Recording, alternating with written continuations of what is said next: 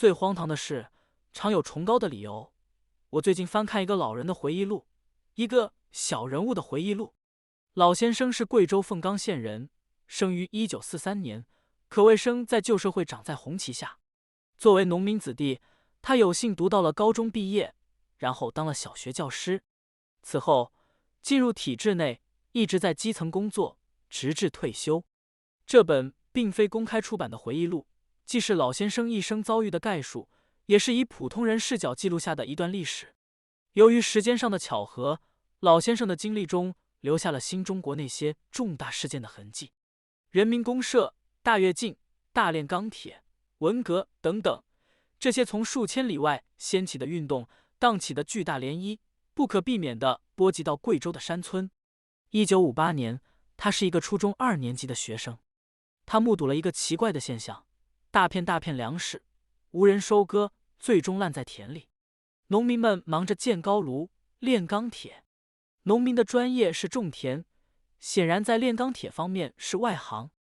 用土法炼出来的钢铁不仅没有用处，而且毁坏了大量原材料。还有一个奇怪的现象，家家户户上缴了余粮，村里办起了食堂，大家都在食堂吃饭，不要钱，有一段时间甚至走到别的村也可以免费敞开吃。但是吃着吃着就没米下锅了，他们曾一度相信国家不会让老百姓挨饿。上缴的余粮吃完了，地里的粮食烂完了，冬天到了，大食堂办不下去了，各家各户家徒四壁，挨饿成了必然。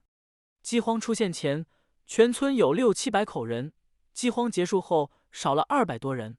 他的二伯家共有8口人，长子在70多里外一个乡镇工作，余下的7口人饿死了5个，剩下长子的媳妇和他4岁的孩子。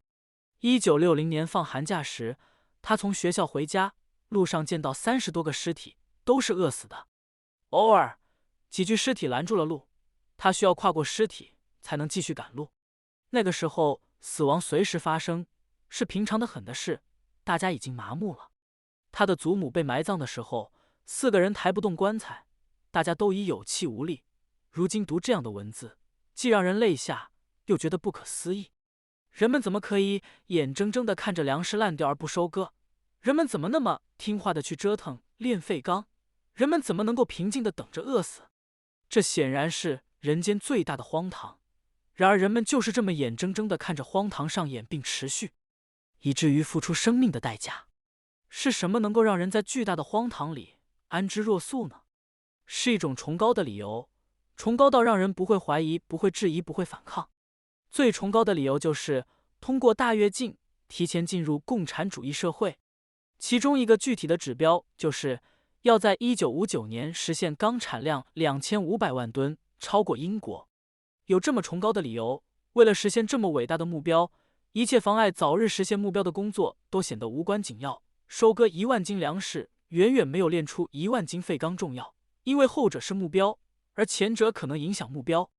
这所谓的崇高就是一种压迫，它崇高到如同具有神性，怀疑它就是有罪的，一切都应该为它让路。